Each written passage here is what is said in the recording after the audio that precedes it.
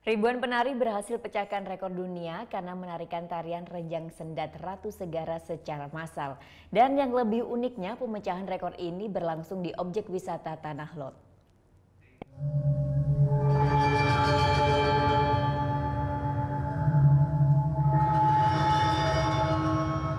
Dengan latar belakang matahari terbenam dan pura Tanah Lot, sebanyak 1.800 penari berhasil pukau ribuan wisatawan maupun masyarakat lokal setempat. Diiringi gamelan Bali dan latunan tembang Jawa, sebanyak 1.800 penari menari dengan latar belakang pura Tanah Lot dan matahari terbenam. Para penari menyuguhkan tarian Renjang Sendat Ratu Segara untuk dipersembahkan kepada Ibu Pertiwi.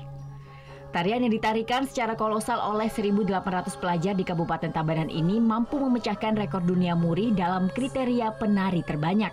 Jadi ini adalah tarian Ratu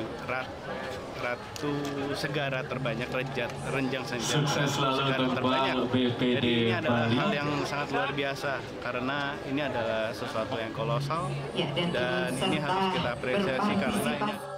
Tarian ini adalah tarian persembahan kepada Ibu Pertiwi sebagai ucapan rasa syukur sebagai umat manusia yang telah diberikan berbagai anugerah dalam kehidupan. Tarian ini juga melambangkan kasih sayang sehingga diharapkan semua umat manusia bisa saling mengasihi.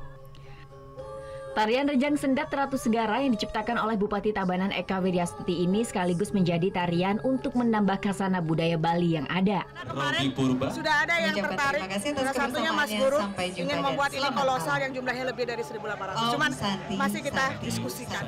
Diharapkan tarian ini bisa menjadi warisan bagi generasi penerus sekaligus sebagai sarana untuk melestarikan budaya Bali. Surya Sanjaya melaporkan untuk NET.